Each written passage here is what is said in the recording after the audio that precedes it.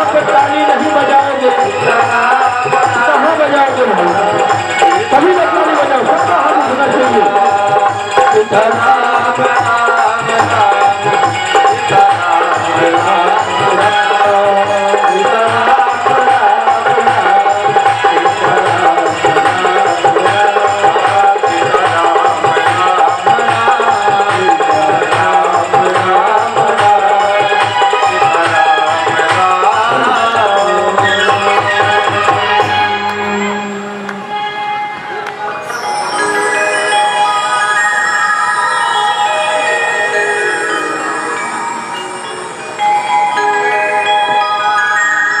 देखिए कल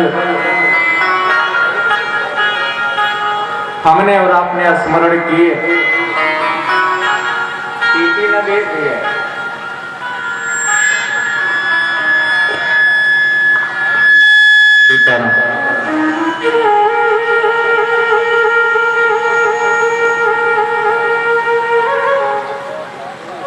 कल हमने और आपने स्मरण किया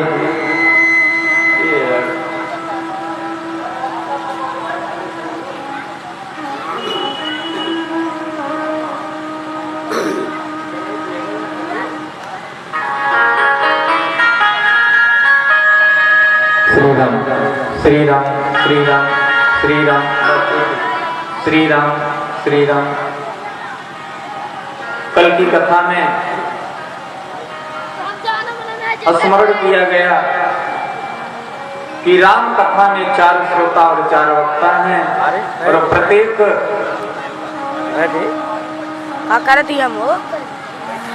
घाट पर मानस में 4 घाट हैं और प्रत्येक घाट में 1 श्रोता और 1 वक्ता बैठे हैं और श्री रामचरितमानस की कथा सुना रहे हैं। एम रिले होता का एक वक्ता, एक कहने वाला और एक सुनने वाला। वक्ता कथा सुना रहे हैं और कथा बीच में वीडियो बने 4 वक्ताओं में से दोनों अपने जीवन का एक अनुभव बताए।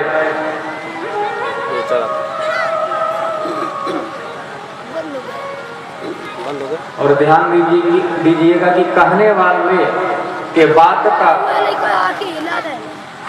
सुनने वाले पर तभी असर पड़ता है जब कहने वाला उस बात को अपने अनुभव में आने के बाद कहे।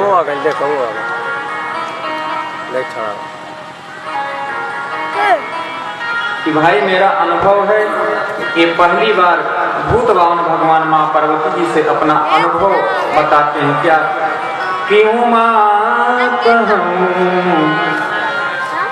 मैं अनुभव अपना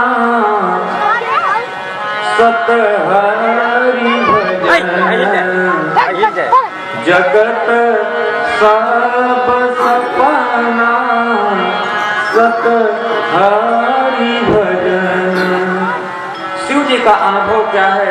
और दूसरे वक्ता कागभूषुंडी जी महाराज गरुड़ जी को कथा सुना रहे हैं और कहते हैं क्या प्रभु मेरा अनुभव सुन लीजिए कि निज अनुभव अब कहाँ हूँ खगेसा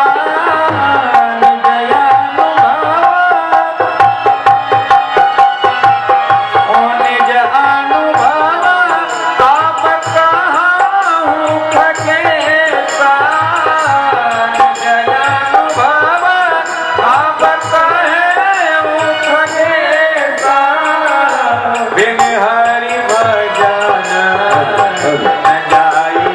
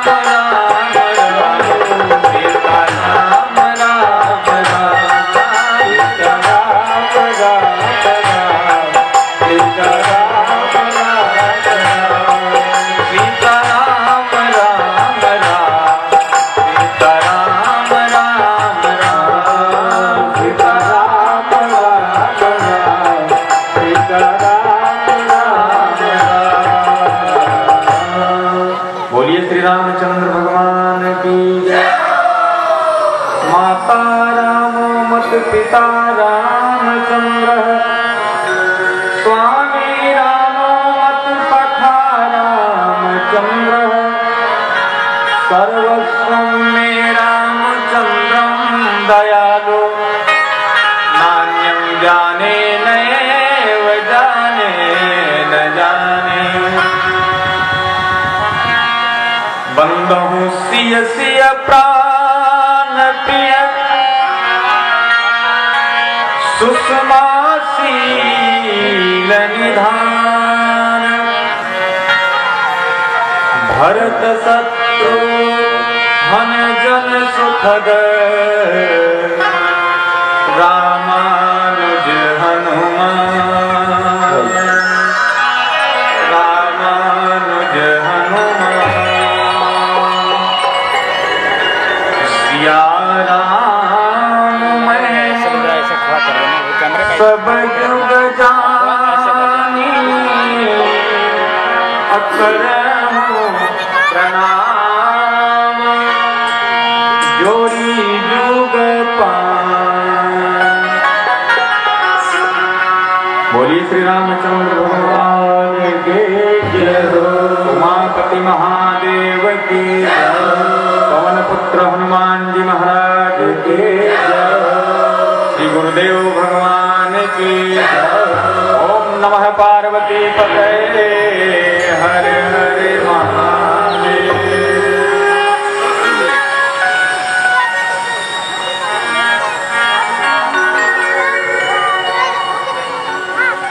अनंता अनंत कोटि ब्रह्मांड नायक परात्पर ब्रह्म अकारण करुणा गरुड़ाय भगवान राघव सरकार को प्रणाम। भूत भगवान भगवान शिव जी को साष्टांग, हनुमान जी महाराज को दंडवत, बाबा के चरणों में बार बार वंदन। और यहाँ पर पधारे हुए समस्त श्रोतागण, पुरुष वर्ग, हमारी माताएं, बहनें, बाल मंडली, समाज के, क्षेत्र के, ग्राम के धर्मशील समस्त श्रोतागण, सबको व्यासपीठ से प्रणाम और छोटे बच्चों को व्यासपीठ से शुभ आशीर्वाद। कल के प्रथम सत्र में हम आप भगवान भूत भावन शिव पार्वती विवाह की कथा श्रवण किए, संपन्न किए। और आज हम आप श्री उससे आगे की कथा श्रवण करेंगे।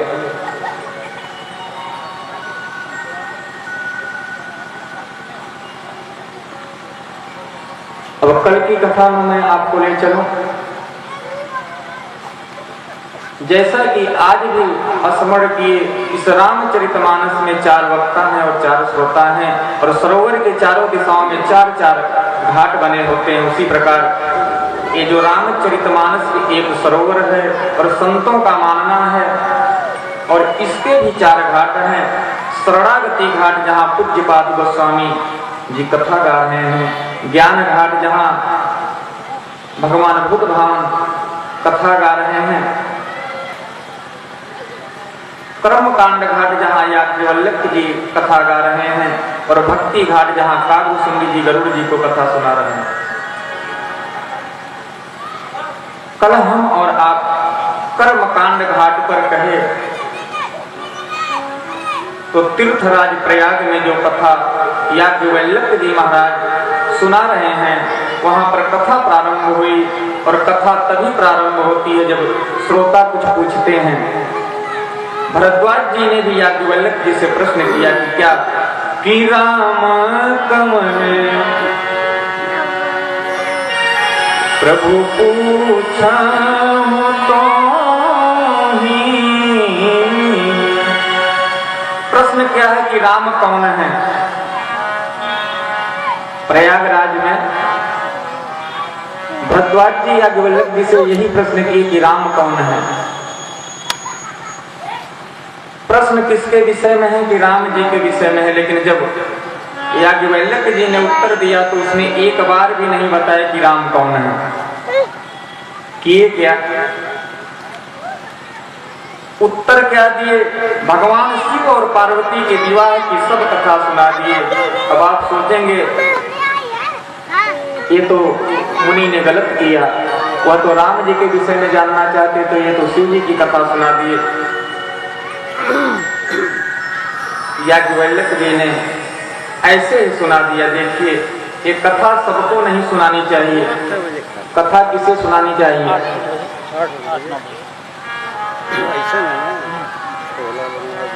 कि यह न कही सठही हाटी अजो मन लाई न सुने हरी नहीं। जो हठी हैं, आप कुछ भी कहो वो मानने को तैयार नहीं होंगे। आपकी बात तो सही, लेकिन मैं जो कह रहा हूं वो भी गलत नहीं है। हठी लोग ऐसे होते हैं जो अपने आप को ही सब कुछ समझेंगे, आपकी कोई बात नहीं सुनेंगे। वो अपनी बात रखे, हटता करे, सख्ताई करे। शिव जी कहते हैं उनको कथा कभी नहीं सुनानी चाहिए। जो मन लगाकर कथा न सुने उनको कथा नहीं सुनानी चाहिए।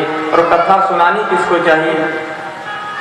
राम कथा के तेहि अधिकारी, राम कथा के तेहि अधिकारी, जिनके सत्संग अति अति प्यारी, जिनके सत्संग अति अति प्यारी, जिनके सत्संग अति अति प्यारी, जिनके सत्संग अति अति प्यारी।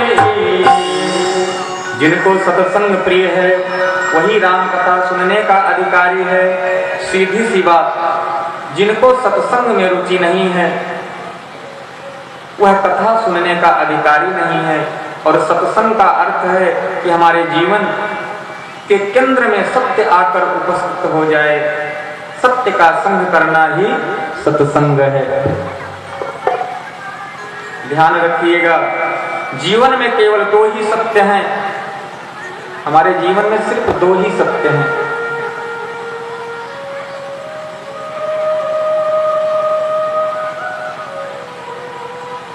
पहला सत्य मेरे राम जी हैं, यह सत्य है कि राम जी हैं। और दूसरा सत्य मृत्यु, और कुछ भी सत्य नहीं है, बाकी सब असत्य ही है। संसार माया का जाल है।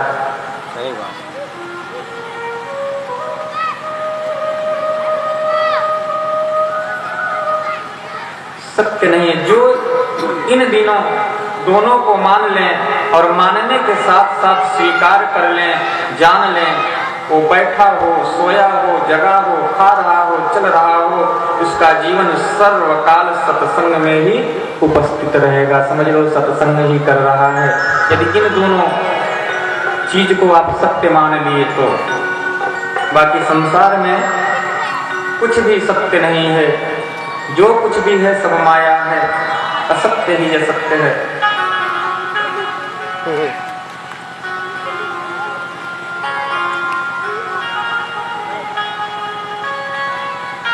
सत्य सत्य है। राम कथा के कई अधिकारी, जिनके सत्संगति अति प्यारी। तो कैसे आप जानेंगे कि राम का प्रभु का भक्त कौन है? अरे मम गुण गाव तकुल शरीरा, मम गुण गाव तकुल शरीरा, मम गुण गाव तकुल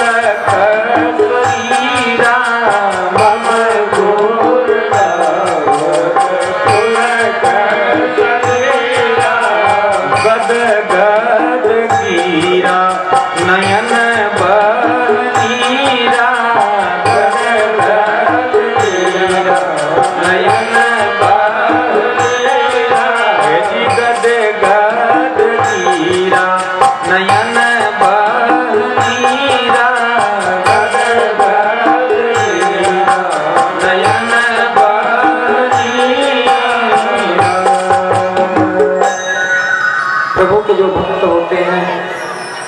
संग में, प्रभु के प्रेम में इतने गहराइयों तक डूबे होते हैं कि जो प्रभु का स्मरण करते हैं तो उनको दोनों नयनों से आंसू गिरता है, दोनों नेत्रों से आंसू गिरने लगते हैं और उनके रोंगे खड़े हो जाते हैं प्रभु का स्मरण करते हुए। तो समझिए वही राम जी के सच्चे भक्त हैं। संसार के लिए, अपनों के लिए तो सब रोते हैं, ऐसे रोते हुए आपने देखा होगा, लेकिन प्रभु के भजन करते हुए यदि आपके आंखों से आंसू निकल जाए तो समझ लो कि प्रभु के चरणों में आपको प्रेम है। यह सारे लक्षण भरद्वाज जी में हैं। याज्ञवल्क्य जी कथा सुना रहे हैं, तो जबकि राम जी की कथा नहीं सुनाए हैं, शिव विवाह की कथा सुनाए हैं, फिर भी देखते क्या है कि भरद्वाज जी के नेत्रों से आंसुओं की धारा चल रही है। याज्ञवल्क्य की कथा बीच में ही रोक दिए और लगे भरद्वाज जी की प्रशंसा करने। अरे भरद्वाज जी, आप तो भोले बाबा के बड़े भक्त हैं, अपने नियम में सदा सत्य के साथ रहें। आरंभ करिए भैया, जय सिया राम। आरंभ दे रहा है।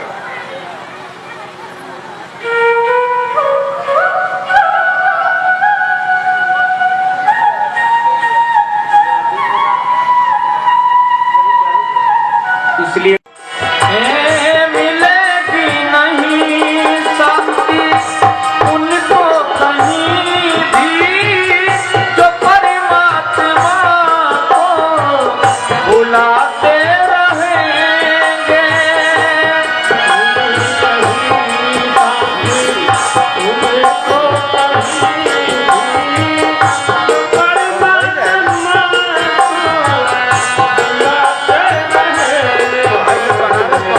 जो परमात्मा को बुलाते रहेंगे, बनेंगे कभी जीवन में मोही, बनेंगे कभी मुक्त जीवन में वे ही, जो चाहो को अपने भटकाते रहेंगे। सदा जो संगति में आते रहेंगे, बनाते रहेंगे। सदा जो संगति में आते रहेंगे, तो जीवन को अपने सजाते रहेंगे।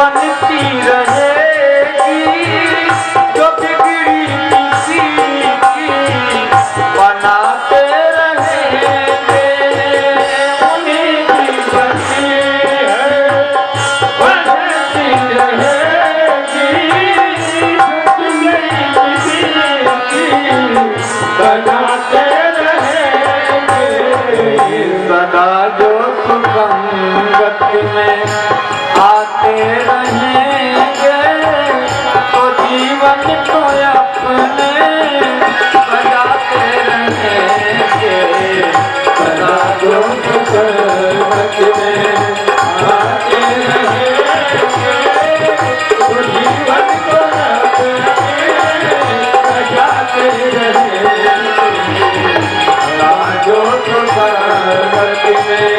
सदा जो संगत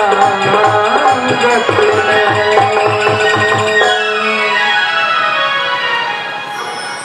देखिए, जब हम और आप बाजार जाते हैं तो वहां से अपना घर सजाने के लिए अपने उपयोग में आने वाली जो भी सामग्री है उसको खरीद के लाते हैं। वैसे ही जब हम सत्संग में जाते हैं तो अपने जीवन को सजाने के लिए वहां से कुछ न कुछ लेकर ही आते हैं।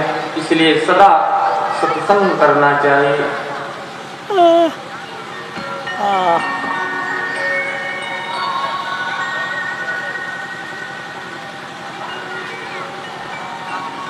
बाबा कहते हैं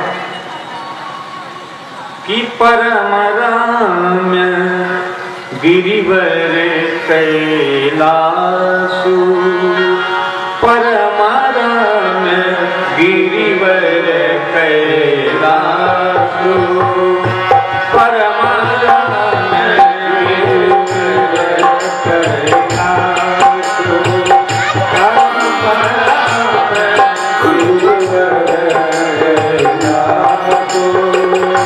सदा जहां शिव उमा निवासु,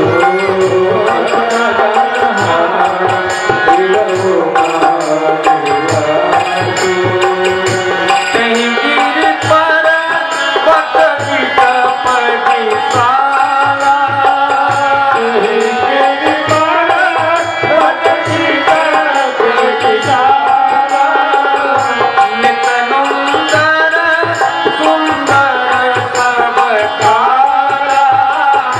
नितनुंदर सुंदर सबकारा, एक बार कहीं पत प्रभु भया, एक बार प्रभु तेरे पर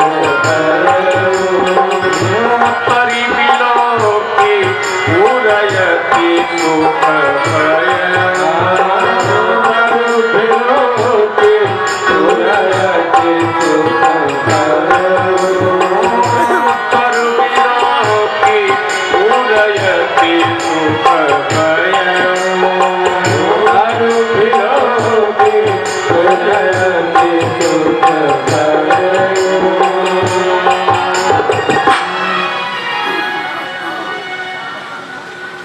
एक बार भोले बाबा कैलाश पर्वत पर बट वृक्ष के नीचे बैठे हैं और उस बट वृक्ष की महिमा है कि किसी भी ऋतु में सदा हरा भरा रहता है। उसके पत्तों में, डाली में किसी भी तरह का परिवर्तन नहीं होता, चाहे कोई भी ऋतु रहे। कारण जानते हैं क्या है कि उसी बट वृक्ष के नीचे भोले बाबा बैठ करके समाधिस्थ होते हैं। इसलिए इतना प्रताप है उस वट वृक्ष का कि सभी ऋतुओं में, किसी भी मौसम में हमेशा सदा हरा भरा रहता है। बाबू का कर ले, वहाँ गए हिसाब उसाब कर दे ले। अरे राजी हैं हम उसी में, राजी हैं हम उसी में, जिसमें तेरी रजा है।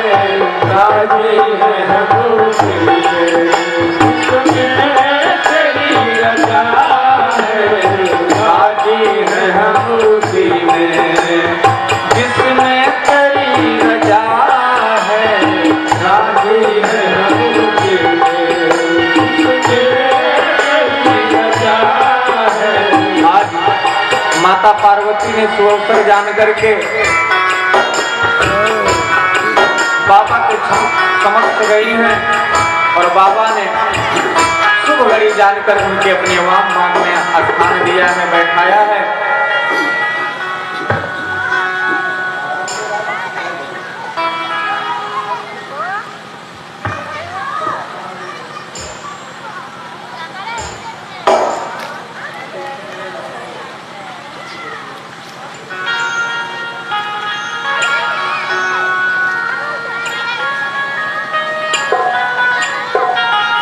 अरे राजी हैं हम उसी में, राजी हैं हम उसी में जिसमें तेरी रजा है। राजी हैं हम उसी में जिसमें तेरी रजा है। राजी हैं हम उसी में। सारे जहां के मालिक, सारे जहां के मालिक तेरा ही आसरा है। सारे जहां के मालिक तेरा ही आसरा है। सारे जहां के मालिक।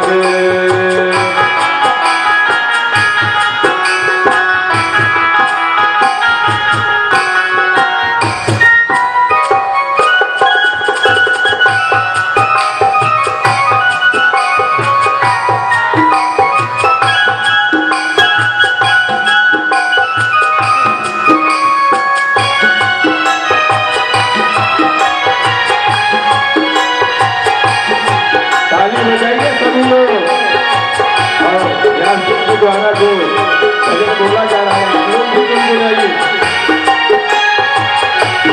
ये बजता है तो सभी लोग डांस करते हैं। अब भगवान के दरबार में कोई नहीं। क्या बात है? हम क्या बताएं तुमको, सब कुछ तुम्हें खबर है। हम क्या बताएं तुमको,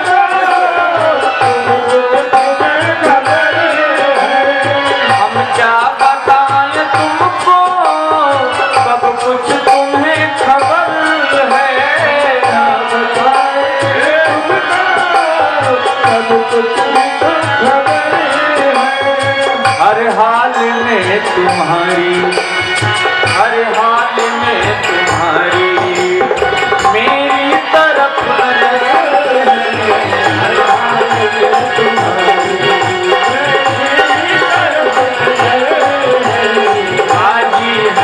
उसी में, राजी है हम उसी में जिसमें तेरी रजा है। राजी है हम उसी में जिसमें तेरी रजा है।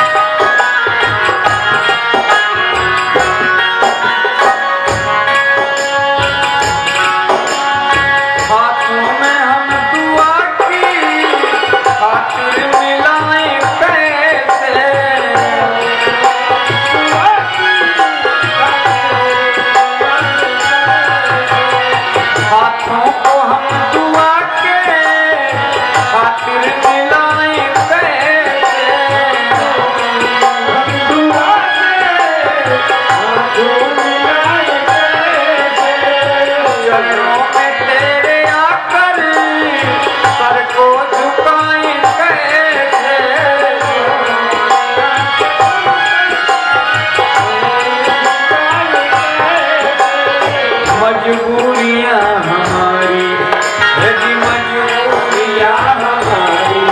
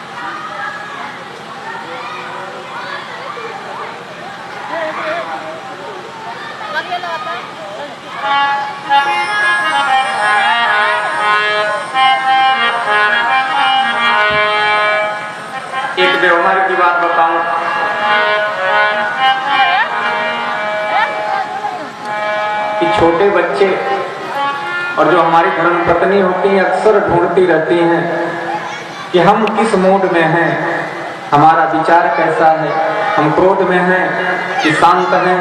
हमेशा इस अवसर को ढूंढती रहती हैं। कारण जानते हैं क्यों? कि अगर अच्छे मूड में हैं, फ्रेश हैं, जो भी हमारी बात रहेगी उनके समक्ष रखेंगे तो सुन लेंगे। यदि गुस्से में हैं तो जो भी हम कहेंगे तुरंत बिगड़ जाएंगे, हमारी बात को नहीं सुनेंगे। बाबा बैठे हैं वटवृक्ष के नीचे, परम शांत हैं, और पार्वती मैया ने सोचा कि इससे बढ़िया सुअवसर अब प्राप्त होने वाला नहीं है और कभी हमारे जीवन में आने वाला नहीं है। उनके पास गई, बाबा ने बुलाया, वाम भाग में स्थान दिए हैं, बैठाए हैं कि जानी प्रिया आदर अति कीन्हा, वाम भाग आसन कर्म दीन्हा।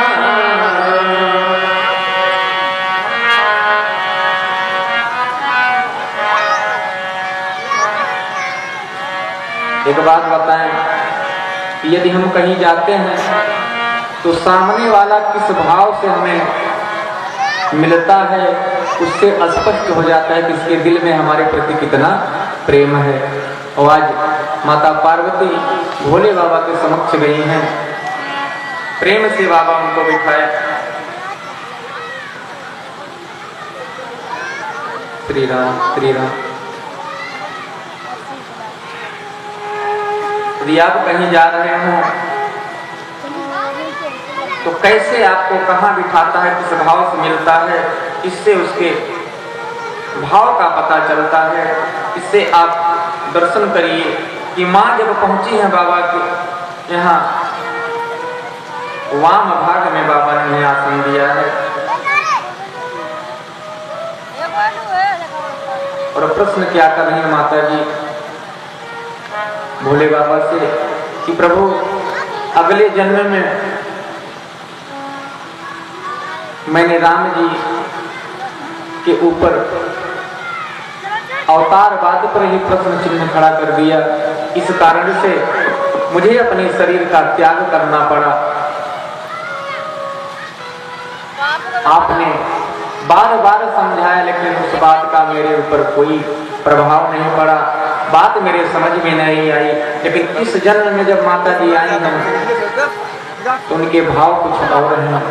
वह प्रभु राम जी की कथा को सुनना चाहती इस भाव से आई हैं, इसलिए बाबा समझ गए हैं, उन्हें अपने बाएं स्थान में बैठाए हैं, वाम भाग में बैठाए हैं। माता जी प्रश्न कर रही हैं कि प्रभु स्वामी मेरा प्रश्न है कि वो राम दशरथ जी के आंगन में खेलने वाले हैं या अजन्मा अलौकिक तत्व कोई और है? मैं प्रश्न क्यों कर रही हूँ कि आप लोग कह रहे हैं कि राम जी ब्रह्म हैं, आप ही कहते हैं कि ब्रह्म जन्म नहीं लेता, अजन्मा होता है, ब्रह्म निराकार है। यदि राम जी राजा दशरथ के पुत्र हैं तो उनको आप लोग ब्रह्म क्यों बता रहे हैं? माता पूछ रही हैं कि वो निर्गुण ब्रह्म सगुण कैसे हो गया, वो अजन्मा जन्म न लेने वाला जन्म कैसे ले लिया, क्या कारण था? फिर राम जी के जन्म की कथा सुनाइए, बाल लीला सुनाइए, कैसे धनुष भंग हुआ वह सब कृत्य मुझे सुनाइए, सीता राम जी के विवाह की कथा सुनाइए। माता पार्वती शिव जी से कह रही हैं कि माता सीता राम जी के विवाह की कथा मुझे सुनाइए, वन गमन की कथा सुनाइए कि क्यों राजा राम जी तो अयोध्या के राजा बनने वाले थे, फिर क्या कारण हुआ कि उन्हें वन जाना पड़ा। वह कथा मुझे सुनाइए। रावण का वध किए वो कथा मुझे सुनाइए। वापस आए कैसे अयोध्या के राजा बने वह सब कथा मुझे सुनाइए। आज बाबा ध्यान से बाहर आए, सोचे पार्वती जी को कथा सुनाएंगे तो सारे जगत का कल्याण होगा, कथा का विस्तार होगा और सारे जगत के कल्याण के लिए बाबा यार कथा सुना रहे हैं। देखिए कितना बड़ा भ्रम संसार में हमको लोग भ्रम में डालते हैं।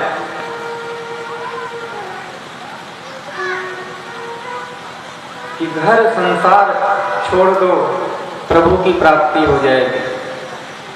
यही लोग कहते हैं कि घर संसार छोड़ करके सन्यासी बन जाओ तो आपको प्रभु की भक्ति मिल जाएगी, प्रभु की प्राप्ति हो जाएगी।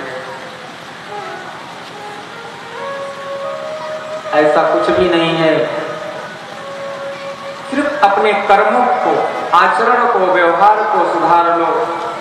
राम नाम का सुमिरन करते संसार में अपने जीने की जो आपकी आदतें हैं उसी आदत को सुधार लो। व्यसन से मुक्त हो जाइए।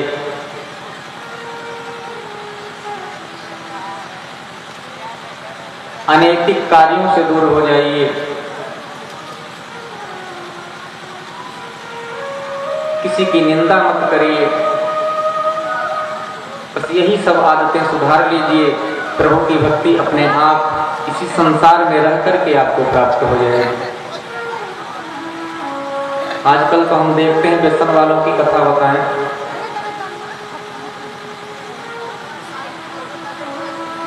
मदिरा की जो दुकान होती है वहां लिखा होता है मधुशाला। इतनी गलत वस्तु और इतना सुंदर नाम, यही संसार है कि गलत को सही बताते हैं, लेकिन है ऐसा नहीं। और मधुशालाओं की भीड़ जब आप देखेंगे ना तो आश्चर्यचकित हो जाएंगे।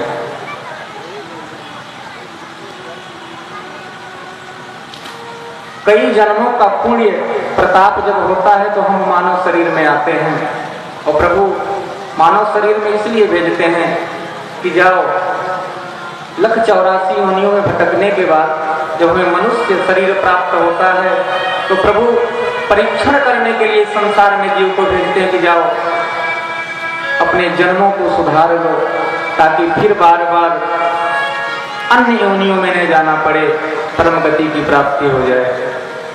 लेकिन यह अज्ञानी मानव जब संसार में आता है ना तो फिर इतने कुकर्म के कृत्य कर देता है कि फिर 184 योनियों से भटकना पड़ता है। और हम कैसे हैं दूसरा कोई नहीं जान पाएगा, स्वयं हम ही जानते हैं कि हम कैसे हैं। इसलिए अपने आप को सुधारिए। तो आजकल की रीत हो गई है कि कोई काम बिगड़ जाए, फला ने बिगाड़ा है, उंगली तुरंत उठ जाएगी दूसरे के ऊपर। दूसरे को नहीं देखना है, सिर्फ अपने आप को सुधार लो, अपने अंतःकरण को पवित्र कर लो, जीवन सफल हो जाएगा। यह जो मनुष्य रूप हमें मिला है जीवन सफल हो जाएगा। न जाने फिर मिलेगा कि नहीं मिलेगा।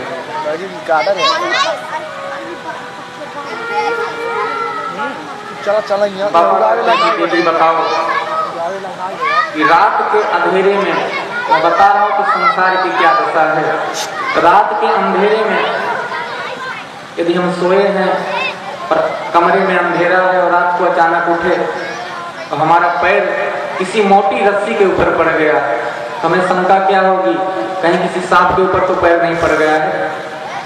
लेकिन ठीक उसी समय यदि बिजली आ जाए और कमरे में प्रकाश उजाला हो जाए तो हमारा भ्रम दूर हो जाता है। वही संसार है यह।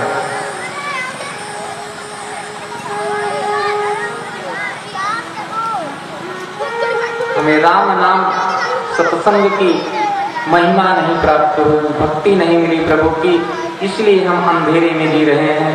जिस दिन भक्ति रूपी प्रकाश हमारे जीवन में आ जाएगा, संसार हमें झूठा दिखने लगेगा। संसार में रहकर भी हम संसार से अलग हो जाएंगे।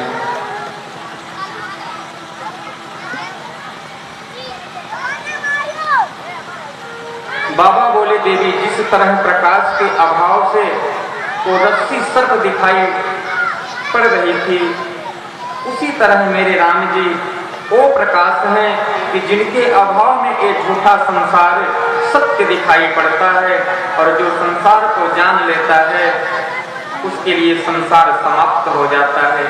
ये संसार यही कब तक दिखाई पड़ता है कि जब तक हम संसार को नहीं जानते। मैं आपको एक बात बताऊं, कुछ छोड़ना नहीं इस संसार से, सिर्फ इससे बाहर निकलिए, छोड़िए मत, पकड़े रहिए, लेकिन इससे सिर्फ बाहर निकलने का प्रयास करिए।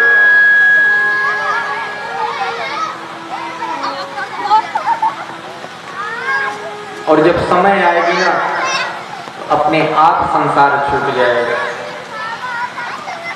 सहज उदाहरण दूं, आप रास्ते में जा रहे हैं, ये पहले दिन की कथा में हमने बताया था, आप रास्ते में जा रहे हैं, आपको तांबे का एक बहुत बड़ा ईंट मिल गया, उसको आप उठा लिए। कुछ दूर गए, आपको चांदी का ईंट मिल गया, तो आप क्या करेंगे?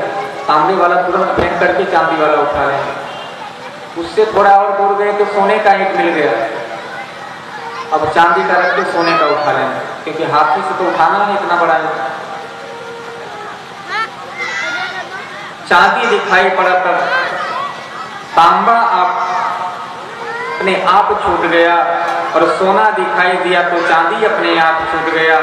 उसी तरह जिस दिन भजन का आनंद मिल जाएगा, संसार अपने आप ही छूट जाएगा। बोलिए श्री रामचंद्र भगवान की जय। कुछ छोड़ने की आवश्यकता नहीं, अपने आप ही छूट जाएगा। सिर्फ राम नाम को भजते रहिए।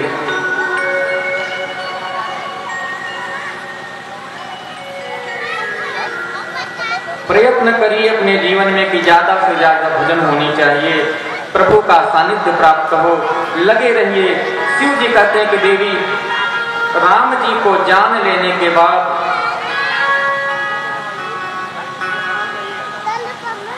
ये जो झूठा संसार है ना, अपने आप ही छूट जाता है, छोड़ना नहीं पड़ता।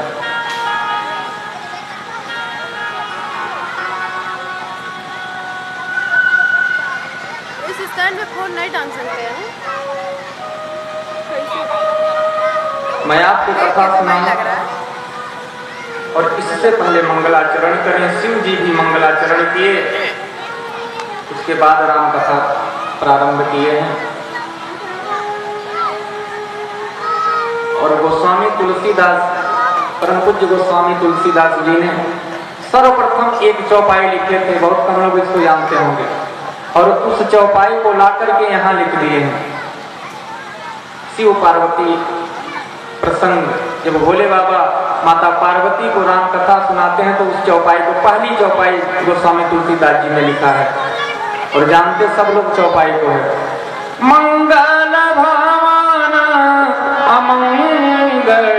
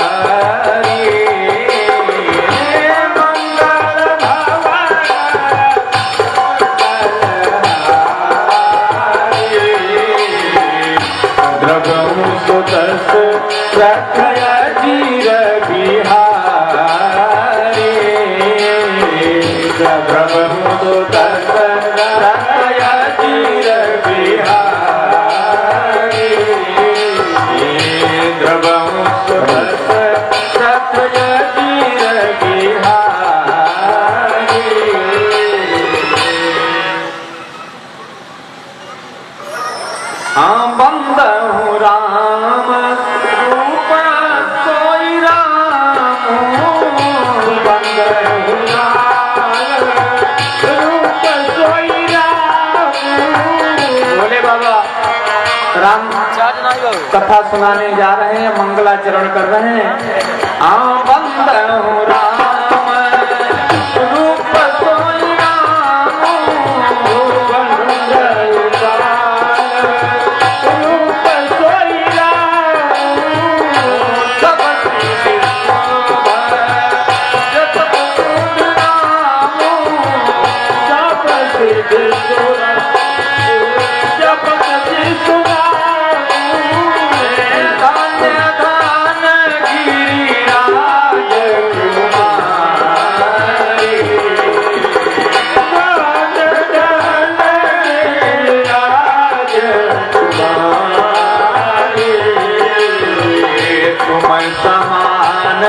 नहीं कोई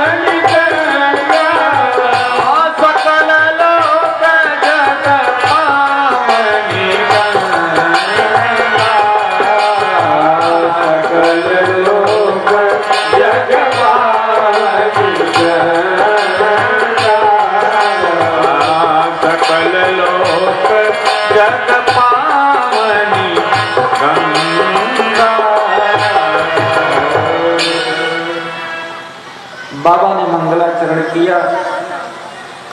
उसके बाद पार्वती जी को धन्यवाद देने लगे। तो माता ने कहा कि प्रभु मुझे किस बात का आप धन्यवाद दे रहे हैं, मैंने ऐसा क्या कर दिया, मैंने तो राम जी को ब्रह्म माना ही नहीं, मुझसे ऐसा कौन सा कार्य हुआ कि जिसका मुझे आप धन्यवाद दे रहे हैं। भोले बाबा ने कहा आपने मेरे ऊपर इतना बड़ा उपकार किया है कि आज तक किसी ने नहीं किया। बाबा कहते हैं कि पूछा हूँ रघुपति कथा प्रसंगा, सकल लोक जग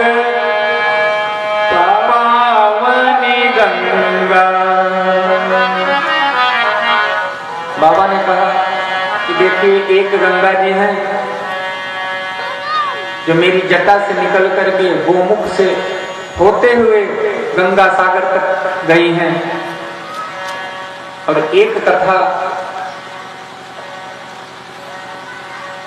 वह गंगा ऐसी है कि हर जगह नहीं है, सब लोग वहां जाकर के स्नान नहीं कर सकते।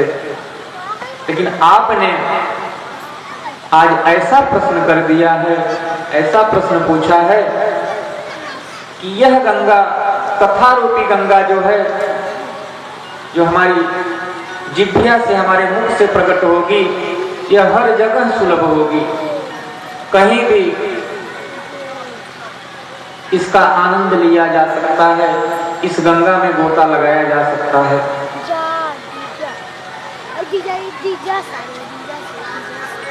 बाबा कहते हैं कि देवी आज आपने एक गंगा मेरी जिह्वा से निकलवाई है, ये गंगा हर जगह आपको मिलेंगी। आज सुनिए आपके गांव में यहाँ पर तृतीय दिवस की कथा चल रही है, तो जहाँ राम कथा होती है समझ लीजिए वहीं गंगा जी का प्राकट्य हो गया है, सत्संग रूपी गंगा। उस गंगा में जब हम स्नान करने जाएंगे तो बड़ा रिस्क है, कहीं गहराई में न चले जाएं, डूब जाएंगे। लेकिन यह जो कथा रूपी गंगा है, इसमें आप जितना डूबेंगे यहाँ कोई रिस्क नहीं है। इस गंगा में जितने गोते लगाएंगे, जितनी गहराई तक जाएंगे, उतना ही आनंद आने वाला है। इसमें कोई रिस्क नहीं है।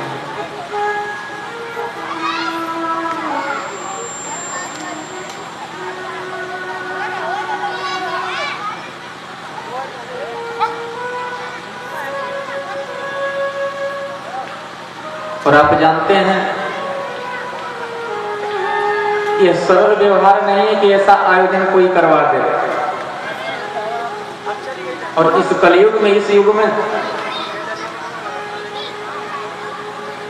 बड़े प्रयास से बड़ी योजना बनानी पड़ती है, तब जाकर के यज्ञ और कथा का आयोजन संभव हो पाता है।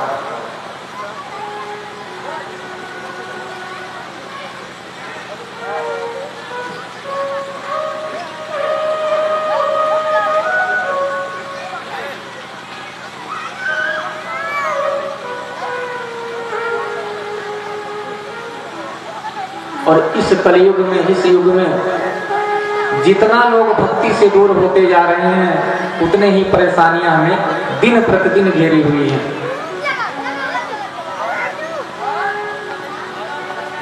जितना हम भक्ति से दूर भागेंगे, सत्संग से दूर भागेंगे, उतने ही जीवन में परेशान रहेंगे, सुखी नहीं रह सकते हैं।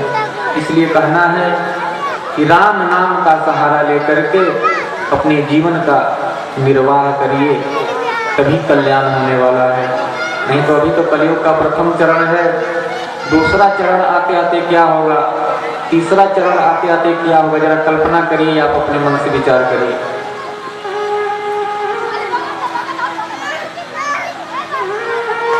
कहते हैं लोग कि हम अपने यहाँ राम कथा करवाएंगे, भागवत कथा करवाएंगे, यज्ञ करवाएंगे, कह देते हैं, लेकिन कई वर्ष बीत जाते हैं, संभव नहीं होता तो कथा करवा दें।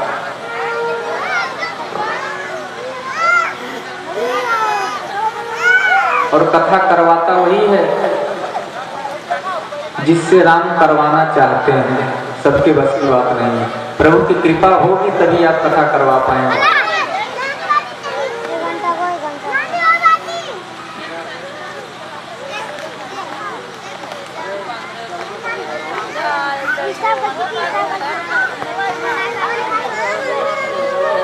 और जब हम किसी धार्मिक आयोजन की योजना बनाते हैं, उसमें बाधाएं बहुत आती हैं।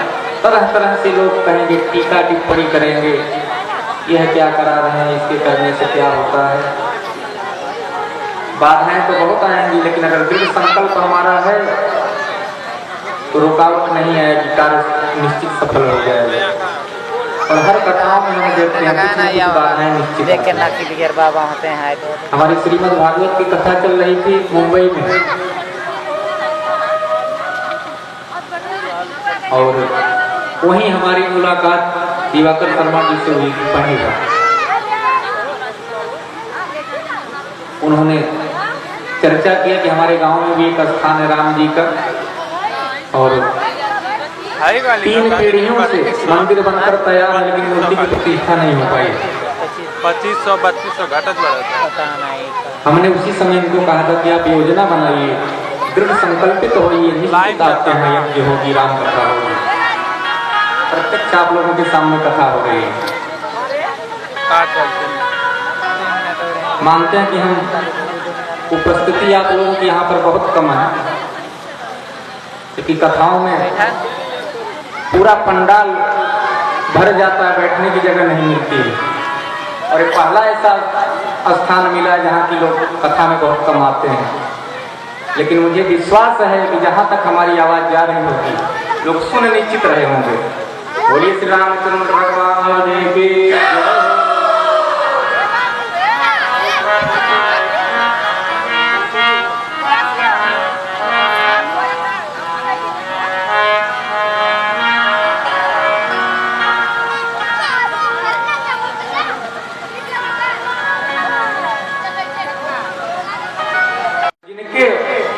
कानों तक यह आवाज जा रही है ध्वनि विस्तारक यंत्र के माध्यम से,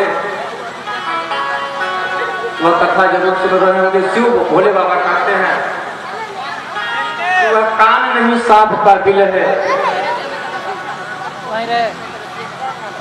वह कान नहीं सांप का बिल है कि श्रवण रंदय ही भवन समाना समरय रंदय ही भवन समाना भवनय रंदय ही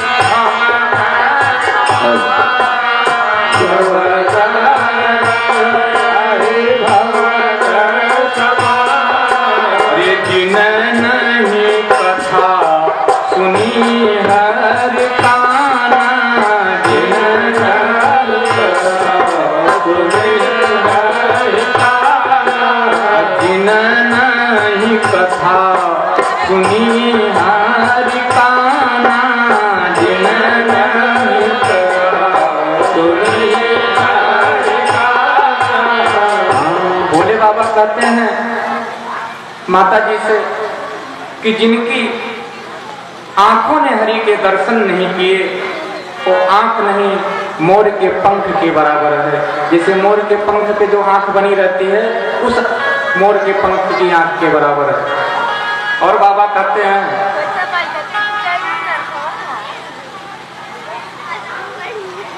जिनका हृदय प्रभु की कथा सुनकर द्रवित नहीं हुआ हो वह हृदय नहीं पत्थर है, उसको आप पत्थर के समान माने।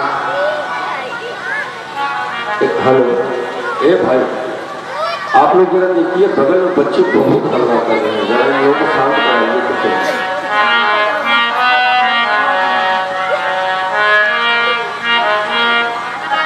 बाबा कहते हैं कि जिन आंखों ने प्रभु के दर्शन नहीं किए वह आंख मोर के पंख में बनी हुई आंख के समान है। और जिस हृदय में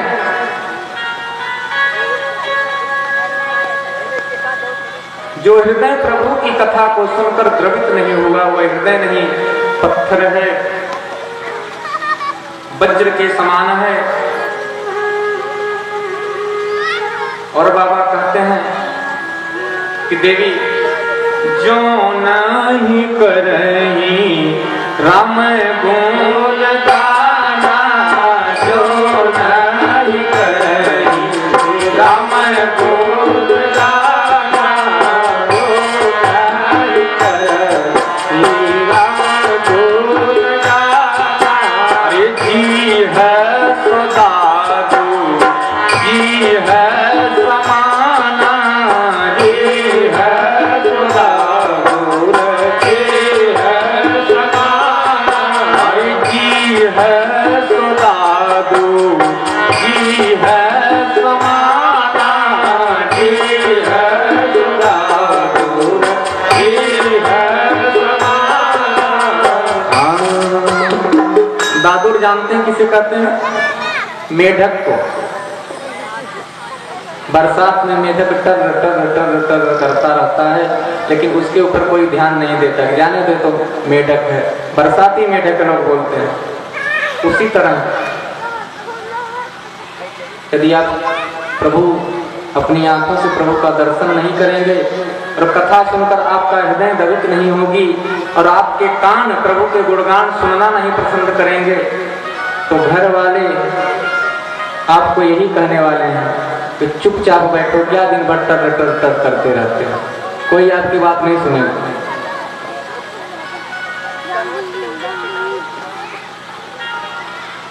मेढक जैसे बरसात में मेढक टर टर करता है उसकी बात पर ये कई बार बना होती है।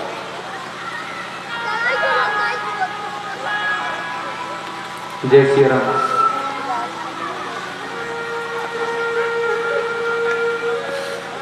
और दादुर का एक दूसरा भी अर्थ है चमगादड़, कि उनके लिए जो कथा नहीं सुनते, प्रभु के दरबार में नहीं आते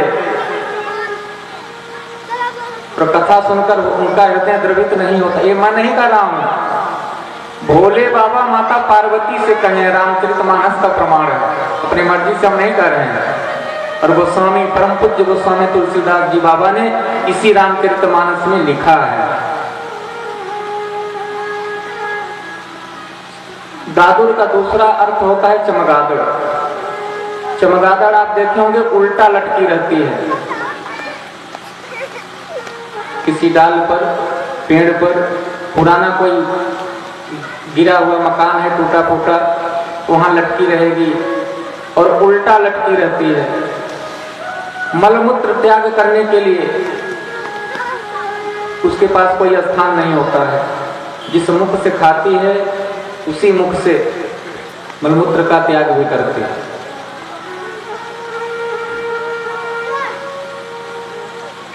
शंकर जी कहते हैं कि देवी जिनकी जिभिया हरि गुणगान नहीं करती, उनकी जिभिया चमगादड़ की जिभिया के समान है।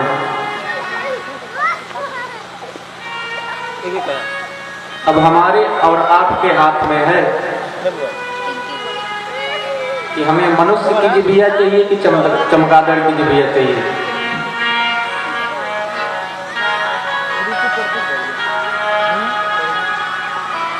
यदि किसी से कहा जाए कि प्रभु का भजन किया करिए, रामचरितमानस पढ़ा करिए, मंदिर जाया करिए, तो आज के लोग क्या कहते हैं मालूम है? अरे महाराज जी अभी कहाँ समय है हमारी सत्संग सुनने की, भजन करने की। सुनेंगे जब बुढ़े हो जाएंगे तब सुनेंगे। जब वो बुढ़े हो जाएंगे, मुख से दांत टूट जाएंगे, तो जब राम आप कहेंगे ना तो आम निकलेगा, तब आप कौन सी भजन करेंगे?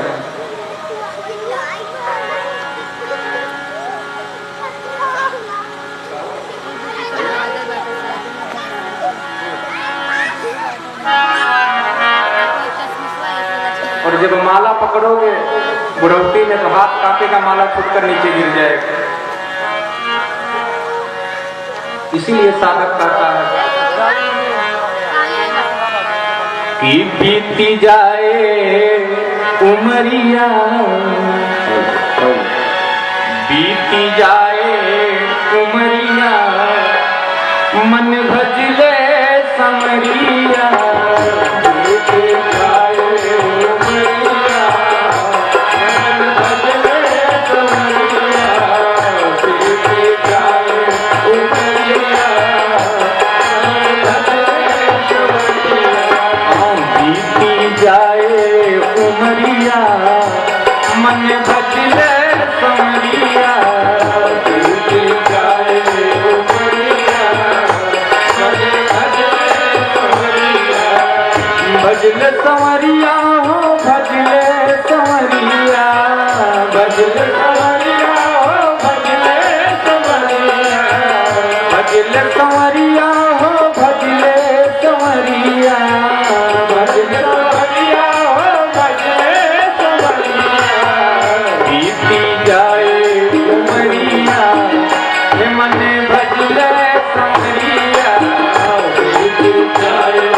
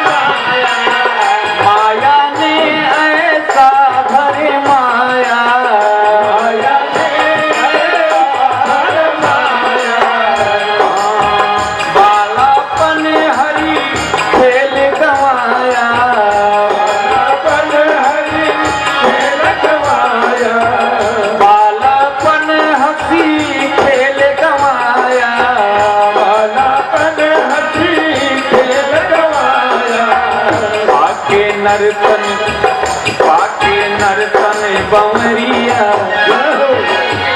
पाके नर्तन बमरिया। मन भजले समरिया, पाके नर्तन बमरिया। मन भजले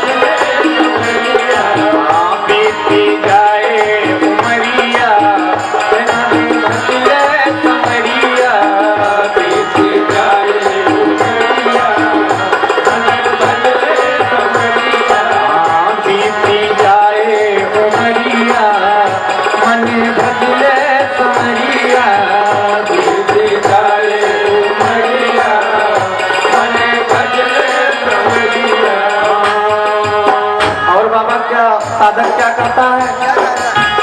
गई जवानी यही हाथ से, गई जवानी यही हाथ से, गई जवानी यूं ही हाथ से, गई जवानी यूं ही हाथ से। प्रेम नहीं हुआ रघुनाथ से, प्रेम नहीं हुआ रघुनाथ से, प्रेम हुआ नहीं रघुनाथ से, प्रेम हुआ नहीं रघुनाथ से। जा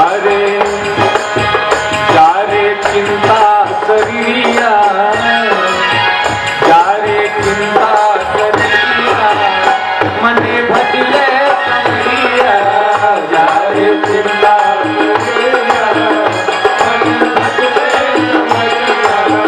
बीती जाए उमरिया, मने भजले समरिया, बीती जाए उमरिया, मने भजले समरिया।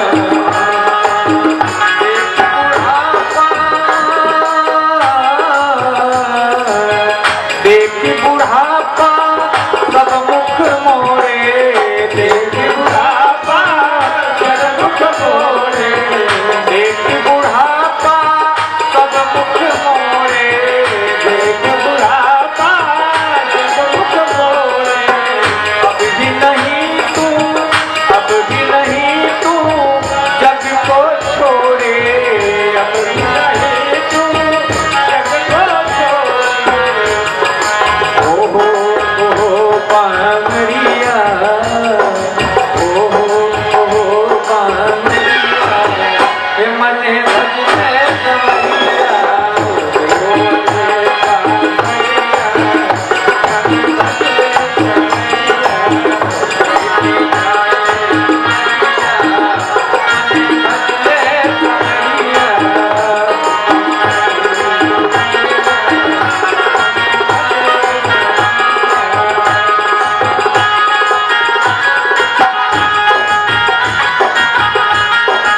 जय हो।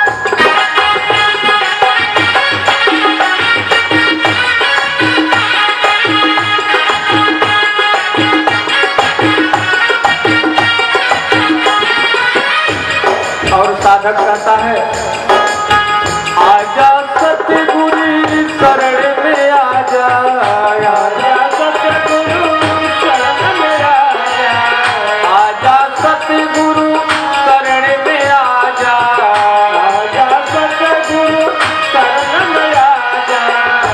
या अनुज का राघो राजा, या अनुज का राघो राजा, या अनुज का राघो राजा, अनुज का राघो राजा। छूटे पापो गठरिया, छूटे पाप गठरिया, आजा आजा समरिया, बीते जाए उमरिया, आजा आजा समरिया, बीते जाए उमरिया, आजा आजा समरिया, बीते जाए उमरिया, आजा आजा समरिया, आजा आजा समरिया, आजा आजा समरिया।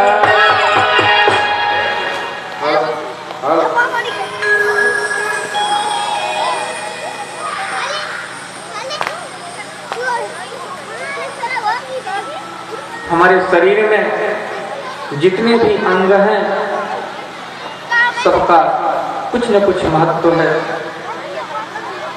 ये तो है आंखें मिली है भगवान को देखने के लिए, दर्शन करने के लिए, कान मिले हैं कथा श्रवण करने के लिए, यदि आप उसका सदुपयोग कर रहे हैं तो, अन्यथा नहीं तो लोग बहुत कुछ देख रहे हैं, बहुत कुछ सुन रहे हैं।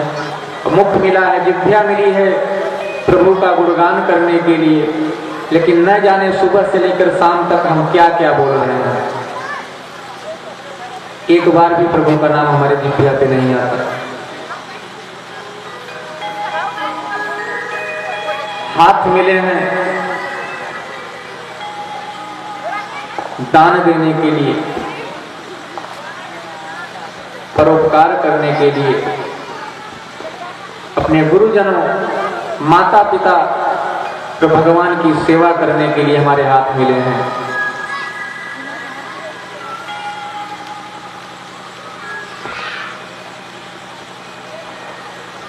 राम नाम लेने के लिए लेकिन विचार करिए कि हम मुख द्वारा राम नाम का भजन करते हैं और न ही कानों द्वारा कथा का श्रवण करते हैं और न ही अपने हाथों द्वारा परोपकार का कार्य करते हैं, दान करते हैं, तो हमारे जीवन में हमारा जीवन कैसा होगा विचार करिए।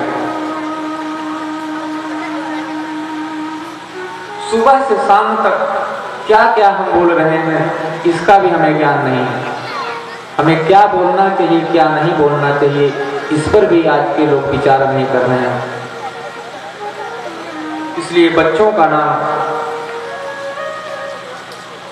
भगवान के नाम से मिलता जुलता हुआ रखिए, किसी देवी देवता का नाम रखिए, ताकि सिर्फ अपने बच्चों को बुलाने मात्र से ही प्रभु के नाम का उच्चारण हो जाए, उसी बहाने किसी न किसी बहाने प्रभु का नाम हमारे जिह्वा पर आ जाए। लेकिन आजकल नाम क्या लोग रखते हैं, पिंटू, सिंटू, डबलू, बबलू। अब इन सब नामों की क्या मीनिंग है, क्या अर्थ इसका है? जिस भाई किसी का अगर ये नाम होगा तो अन्यथा मत लीजिएगा। इन नामों का कोई मीनिंग है? श्रीमद् भागवत की कथा में आती है अजामिल।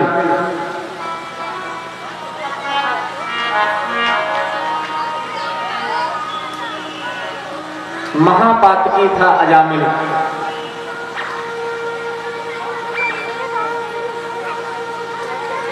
लेकिन अपने बेटे का नाम नारायण रखा। और जब उसकी अंतिम समय आई, जब यम के दूत आए उसके प्राण को लेने के लिए, तो अपने पुत्र को पुकारने लगा, भयभीत हो गया, डरने लगा। पुत्र को जब पुकारा, सिर्फ नारायण नाम लेने मात्र से ही भगवान के पार्षद अजामिल के पास आ गए और यमराजों को प्राण निकालने नहीं दिए।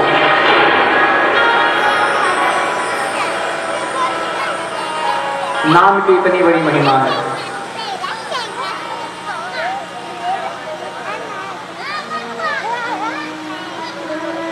पुकारा अपने बेटों को कि नारायण कहाँ हो तुम। इतना सुनते ही भगवान उसके पास समक्ष प्रकट हो गए। जब भगवान जहाँ प्रकट हो गए वहाँ यम के दूत क्या कर सकते हैं, और उनके प्राणों की रक्षा हो गई। कुछ दिनों के बाद फिर उसे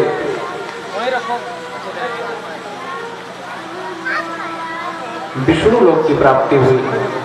नाम की इतनी बड़ी महिमा है महाराज। तो बैटरी खत्म हो लगा पाओगे बैटरी? इसलिए अपने बच्चों का नाम भगवान के नाम पर रखिए। मुख आवत नाही। ऋषि मुनि जन्म जन्मांतर तक जो तपस्या करते हैं, इसलिए कि अंत समय में राम नाम लेकर के अपने शरीर का त्याग करते हैं। और जब राम का नाम लेकर अपने शरीर का त्याग करते हैं तो अंत समय मुख आवत नाही। फिर ये जो संसार में जन्म और मृत्यु का जो झंझट है आने जाने का, इससे वो परे हो जाते हैं, उन्हें परम गति की प्राप्ति हो जाती है। बोलिए श्री रामचंद्र भगवान की जय।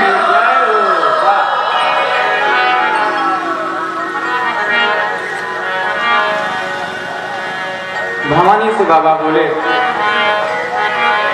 कि सगुण ही अगुण ही नहीं काट भेदा, सगुण ही अगुण ही नहीं काट भेदा, सगुण ही अगुण ही नहीं काट भेदा, सगुण ही अगुण ही नहीं काट भेदा, ये काम ही मुनि पुराण गुण भेदा, गावा ही मुनि पुराण गुण भेदा, ये काम ही मुनि पुराण गुण भेदा, गावा ही मुनि पुराण गुण भेदा, अगुण ही रूप अलख आज जोई,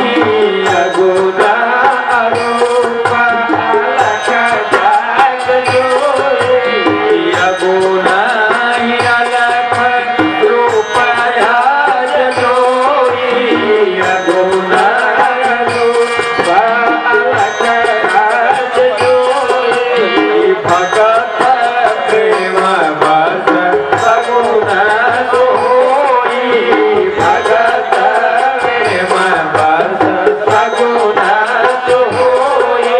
भगत प्रेम बस सगुण सोई, भगत प्रेम बस सगुण सोई।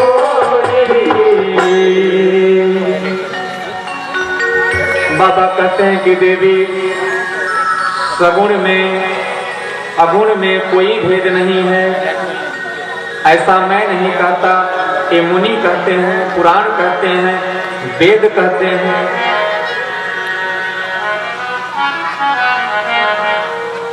कैसे महाराज, आप लोगों ने जल तो जान ही रहे हैं, जल यानी पानी, पानी का क्या आकार है जानते हैं? जिस बर्तन में रख देंगे वही आकार पानी का होगा, पानी का कोई आकार नहीं है। जिस बर्तन में रख दिए वही आकार हो गया, पानी गिलास में रख दिए गिलास का आकार हो गया, लोटे में रख दिए लोटे का आकार हो गया, कटोरी में रख देंगे तो कटोरी का आकार हो जाएगा।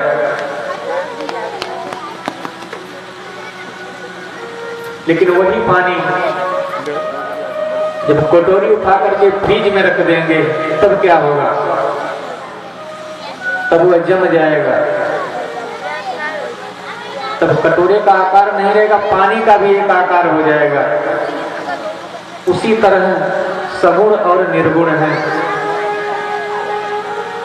कुछ लोग निरंकारी होते हैं, मूर्तियों की पूजा नहीं करते, लेकिन उनसे यदि प्रश्न कर दिया जाए कि आप निरंकारी कैसे हैं, आपका तो आकार है, हाथ है, मुंह है, कान है, आप कैसे निरंकारी हुए?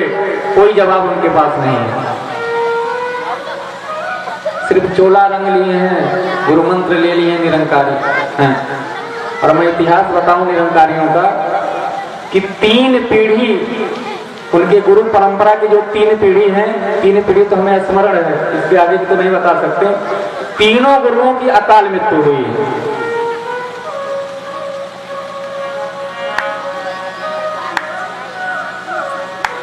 तो अकाल मृत्यु किसी की कब होती है? जब आपके विचार सही नहीं हो या तो कोई कारण हो आपके ऊपर।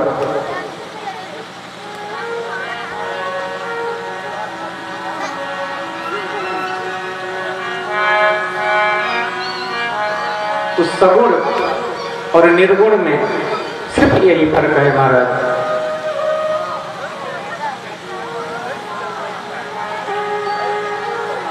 वही पानी जब हम फ्रिज में रखते हैं, यहाँ फ्रिज में रखना पड़ता है, कश्मीर चले जाइए, बद्रीनाथ चले जाइए, तो वहाँ रखना नहीं पड़ेगा, अपने आप नदियां जम जाती हैं।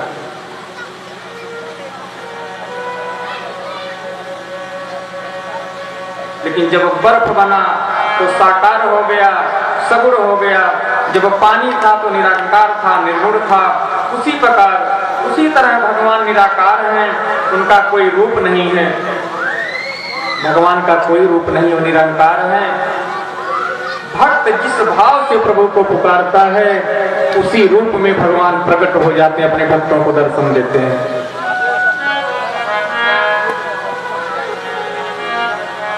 उसी रूप में प्रभु प्रकट हो जाते हैं। यही निराकार का साकार रूप धारण करके अवतार लेना पड़ता है प्रभु को अपने भक्तों के हित के लिए। और जिस रूप में जो चाहा दर्शन उसे मिला है। भक्तों का मेरे प्रभु से ऐसा ही सिलसिला है। किसी साधक ने बहुत सुंदर भजन गाया, अरे जिस रूप में जो चाहा, जिस रूप में जो चाहा दर्शन उसे मिला है। जिस रूप में जो चाहा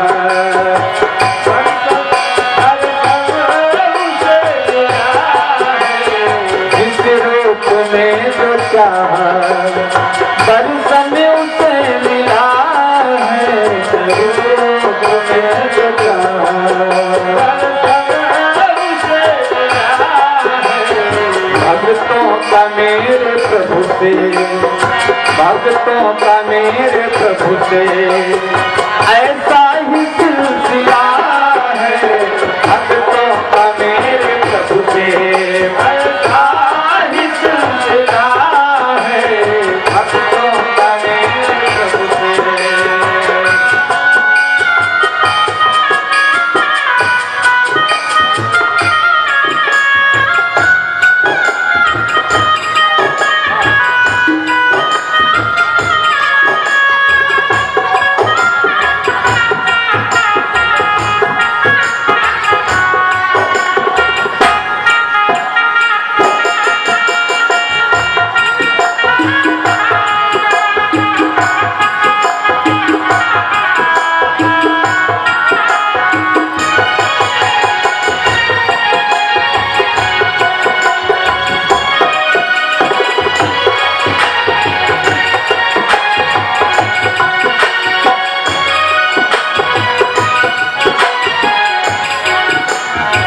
पर किसी को राही मझधार में मिलेगा।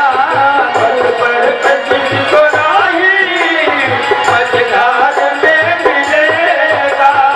पाना है यदि प्रभु को तो प्यार में मिलेगा। पाना है यदि प्रभु को तो प्यार में मिलेगा। पूरे पूरे अरे कण कण में भूल पूरे संसार में मिलेगा। उस रूप में जो चाहा उस रूप में मिलेगा। उस रूप में जो चाहा उस रूप में मिलेगा।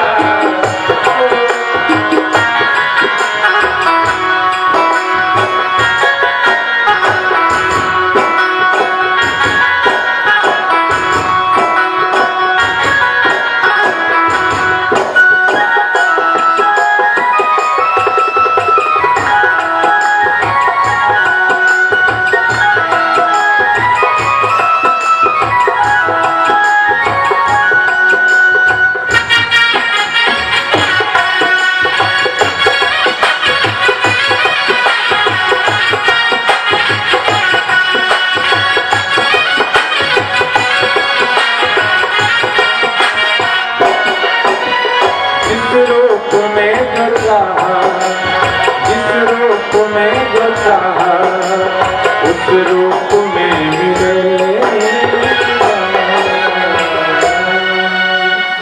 जैसे आप प्रभु को याद करेंगे, जैसे आपके हृदय में प्रभु के प्रति भक्ति होगी, उसी रूप में प्रभु आपको प्राप्त होने वाले हैं। यह सत्य है, इसमें संशय नहीं है।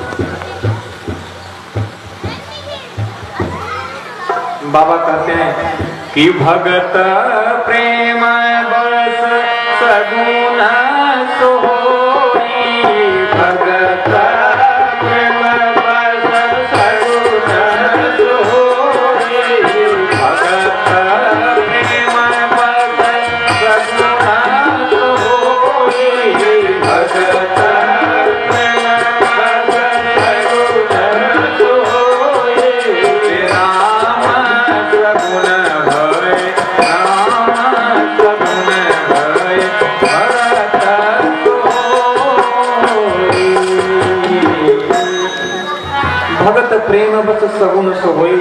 राम सगुन भय भगत प्रेम बस।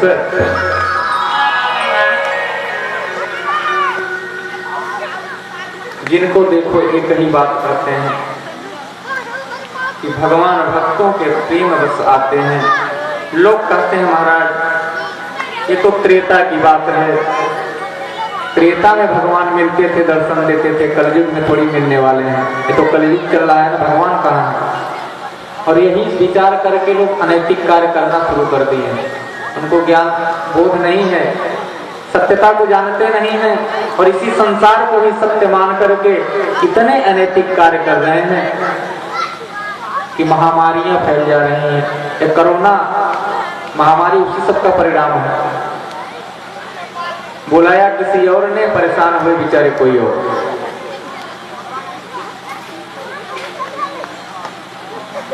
कुछ लोग तो कहते हैं हम अल्कोहल लेते हैं, हमें कोरोना नहीं होने वाला है।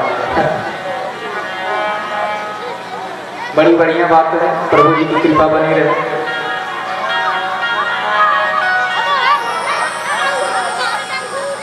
विचार करिए कि लोग कहते हैं कि महाराज ये तो त्रेता की बात है, कलयुग में भगवान नहीं आते। तो मीराबाई, तुलसीदास जी महाराज और संत कबीरदास जी यह त्रेता में थे कि द्वापर में कि सतयुग में? मीरा जी, सूरदास जी, कबीरदास जी, तुलसी जी दास जी महाराज, ये सब कहाँ कलयुग में ही थे ना। और कलयुग का ऐसा प्रमाण मैं आपको बताऊं कि दो ऐसे लोग जो अपने शरीर छोड़ने के बाद उनका पार्थिव शरीर भगवान के स्वधाम को चला गया, शरीर किसी को प्राप्त नहीं हुए, कलयुग का प्रमाण है।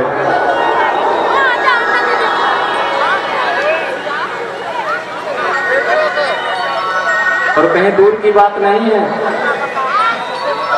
एक मीराबाई का पार्थिव शरीर किसी को मिला नहीं अंतिम संस्कार करने के लिए। और एक जस्ट आपके बगल में ही मगहर स्थान है गोरखपुर में, तुलसीदास, जय श्री राम, संत कबीरदास जी, उनका भी पार्थिव शरीर जब उनकी मृत्यु हुई तो दो समुदायों के बीच में आपसी टकराव हो गया कि हम दफन करेंगे, हम जलाएंगे। हरी इच्छा प्रभु की ऐसी कृपा हुई कि पार्थिव शरीर स्वधाम को पधार गए, शरीर उनका किसी को प्राप्त नहीं हुआ। वहां पे कुछ थोड़े से फूल मिले थे। ये कलयुग का प्रमाण है। आज की कथा को बस यहीं विराम देते हैं। आगे की कथा कल जैसे गुरुदेव भगवान की कृपा होगी उसी ढंग से सुनाई जाएगी। हरे राम राम राम सीता राम सीता राम, हरे राम राम राम सीता राम सीता राम, हरे राम राम राम सीता राम सीता राम, हरे राम राम राम सीता राम सीता राम, हरे राम राम राम सीता राम सीता राम, हरे राम राम राम सीता राम सीता राम, हरे राम राम राम सीता राम सीता राम, हरे राम राम राम सीता राम सीता राम, हरे राम राम सीता राम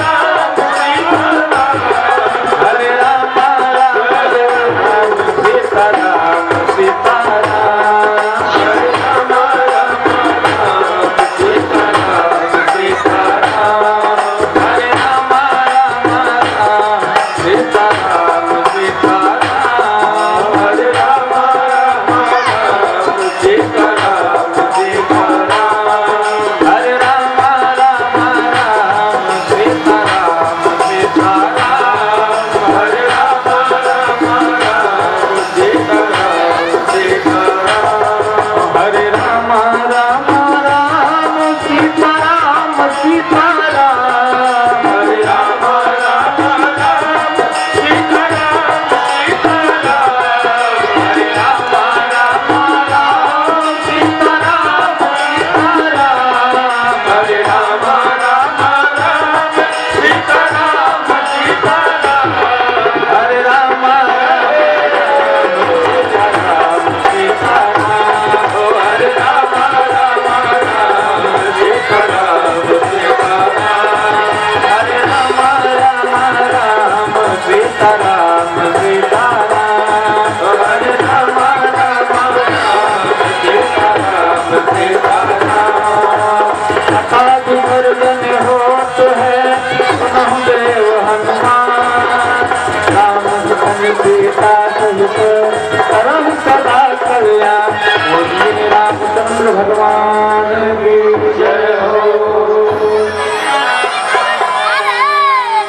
श्री कृष्ण कन्हैया लाल की जय हो। ओम नमः पार्वती पते हर हर महादेव। आरती प्रज्वलित करेंगे।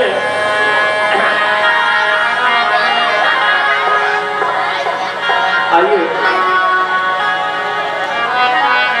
जब तक आरती प्रज्वलित हो रही है, 2 लाइन का भजन छोटा था, 2 लाइन का।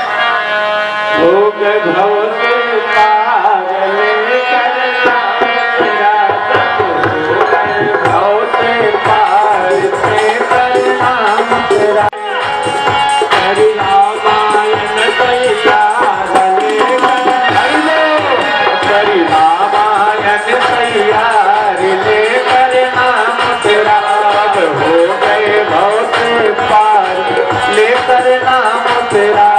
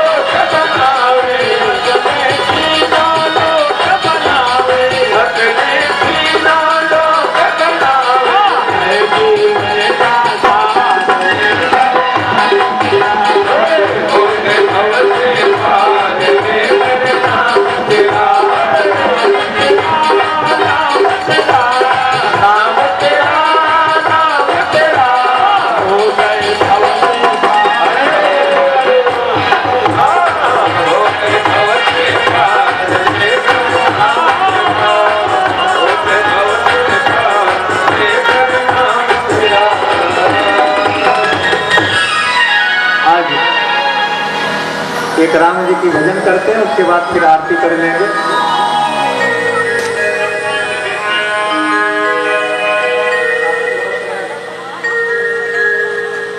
कि मुझे तूने मालिक, विचार करिए। लोग कहते हैं ना कि प्रभु ने हमको क्या दिए, इतने बड़े भक्त हम क्या प्राप्त करा, क्या हमें जीवन में प्राप्त हुआ। जरा विचार करिए भजन के माध्यम से कि प्रभु ने हमें क्या नहीं दिया है। कि मुझे तूने मालिक बहुत कुछ दिया है, मुझे तूने मालिक बहुत कुछ दिया है। तेरा शुक्रिया है, तेरा शुक्रिया है, तेरा शुक्रिया है, तेरा शुक्रिया है, तेरा शुक्रिया है, तेरा शुक्रिया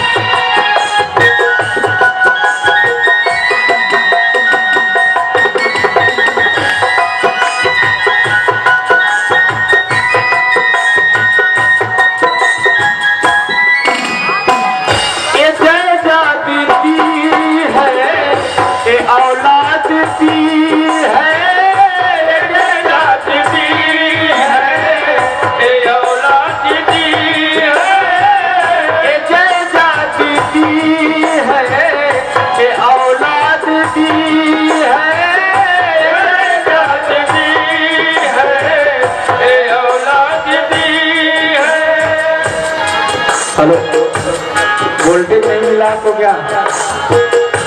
मिल रहा? बेस नहीं आ रहा, उभर नहीं आवाज।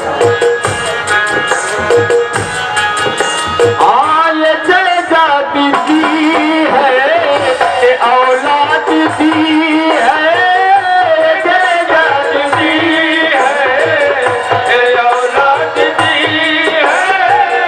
मुसीबत में हरी वक्त, मुसीबत में हरी वक्त इमदाद दी है। और क्या कहता है भक्त? तेरा ही दिया मैंने, तेरा ही दिया मैंने, खाया पिया है, तेरा शुक्रिया है, तेरा शुक्रिया है, तेरा शुक्रिया है, तेरा शुक्रिया है, तेरा शुक्रिया है, तेरा शुक्रिया है।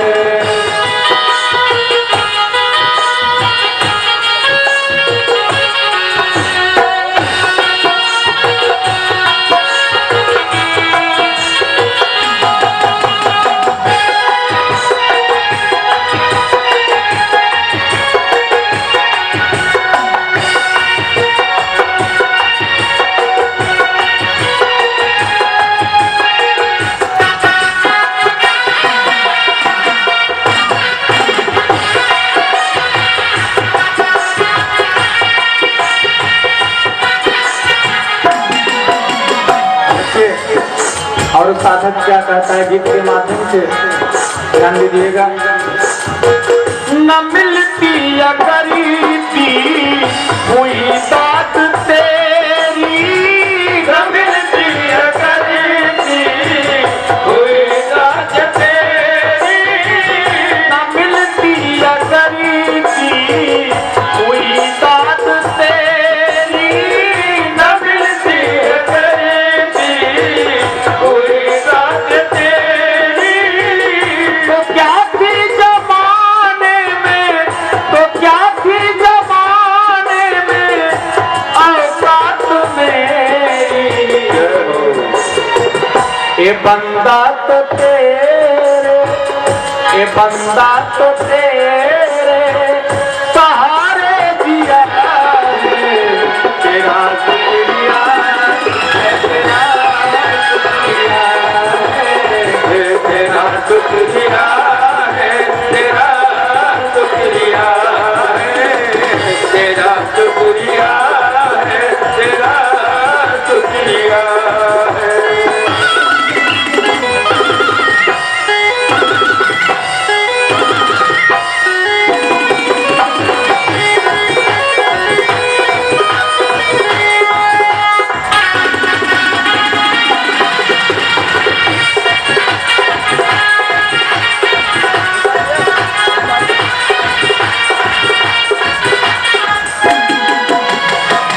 तेरा ही नहीं तो साधक कहता है कि प्रभु मेरा ही नहीं तो सभी का है दाता, मेरा ही नहीं तो सभी का है दाता, मेरा ही नहीं तो सभी का है दाता, मेरा ही नहीं तो सभी का है दाता। सभी को सभी कुछ, सभी को सभी कुछ है देता जुलाता। जो खाली सदा मने, जो खाली सदा मने, तूने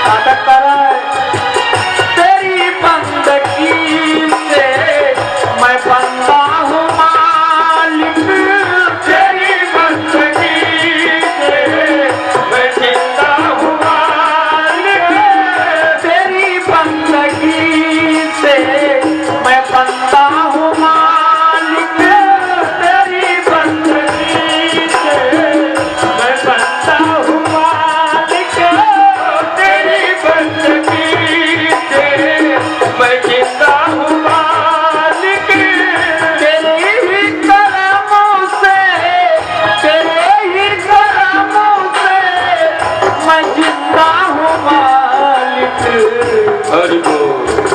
तुम्ही ने तो जीने, तुम्ही ने तो जीने के काबिल किया है। तेरा शुक्रिया है, तेरा शुक्रिया है, तेरा शुक्रिया है, तेरा शुक्रिया है।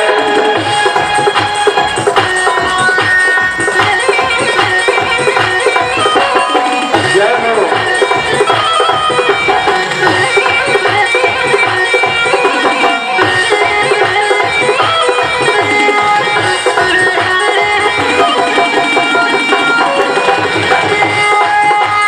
जो इस दरबार में नृत्य नहीं करेगा तो समझ लो फिर भ्रमण करने आना पड़ेगा। देखिए, हम आप प्रभु को भूल जाते हैं, लेकिन कहा गया है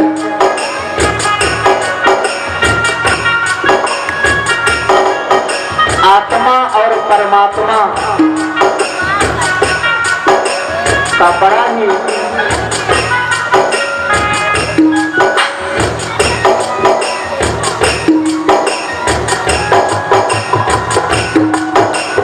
बड़ा ही अचूक संबंध है।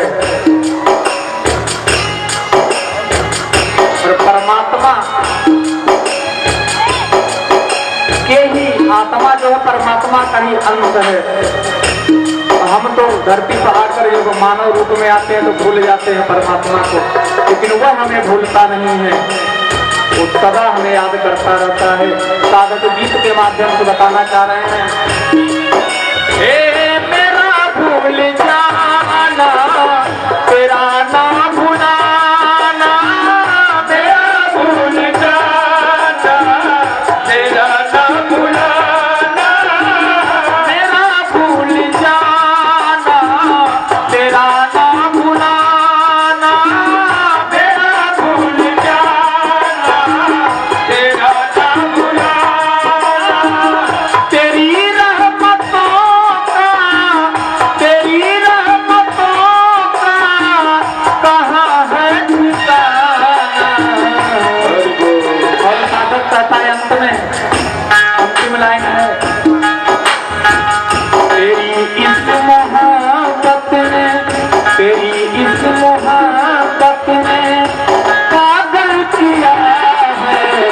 तेरा शुक्रिया है, तेरा शुक्रिया है, तेरा शुक्रिया है। मुझे तूने मालिक, मुझे तूने मालिक बहुत कुछ दिया है। तेरा शुक्रिया है, तेरा शुक्रिया है, तेरा शुक्रिया है, तेरा शुक्रिया है, तेरा शुक्रिया है, तेरा शुक्रिया है। हे भगवान चंद्र भगवान, अब हटी के बाजैया गई, आई के खन आइसर सब डांस करत, मतलब डांस करत लगी है नाचे। ये समझ लीजिए वहाँ का डांस करना आपका सार्थक नहीं है। ये दरबार है प्रभु का। इस दरबार में जो नृत्य करेगा, जो नाचेगा, जो डांस करेगा, गाएगा, ताली बजाएगा, फिर इस धरती पर इस कलयुग घोर जो भी चल रहा है, कोरोना आ रहा है, कहीं कुछ आ रहा है, सारी समस्याएं लगी हुई है। यहाँ फिर दोबारा आपको भ्रमण नहीं करना पड़ेगा, नाचना नहीं पड़ेगा, मुक्ति मिल जाएगी। इसलिए इस दरबार में अगर अपनी मुक्ति पाना है, अपने भाग्य को उज्जवल करना है, भविष्य बनाना है, इस दरबार में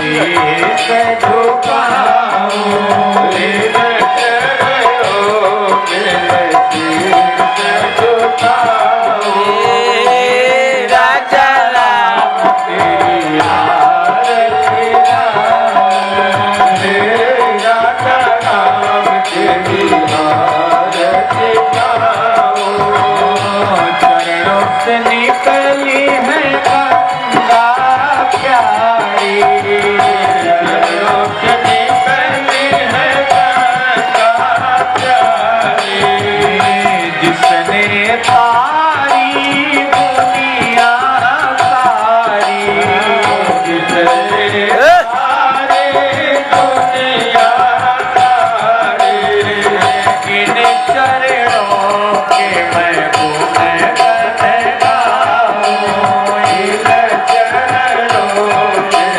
गुण गाऊं राजा राम तेरी आरती गाऊं राजा राम तेरी आरती गाऊं आरती हनुमत के मन भावे आरती हनुमत तेरे मन भावे राम कथा निज शिव जी गावे राम कथा निज शिव जी गावे मैं बलिहारी तिहारे जाऊं मैं बलिहारी तिहारे जाऊं राजा राम तेरी आरती गाऊं राजा राम तेरी आरती गाऊं सूर्य गौरम प्रभावतारम कालकालम पुण्यप्रहारम राम सर्वं विराजते नमः भवानी प्रसन्नमाते त्वमेव माता जगता त्वमेव त्वमेव मातो पिता त्वमेव त्वमेव पिता सर्वं त्वमेव त्वमेव सर्वं त्वमेव देव कायेन वाचा मनसेन्द्रियेण बुद्ध्यात्मना मानसबुद्धिप्रभावा करोमि यत्र सकलं परस्मै नारायणाय समर्पयामि हरे राम राम राम हरे हरे हरे कृष्ण हरे कृष्ण हरे राम राम राम हरे हरे कृष्ण हरे राम हरे राम जो हरे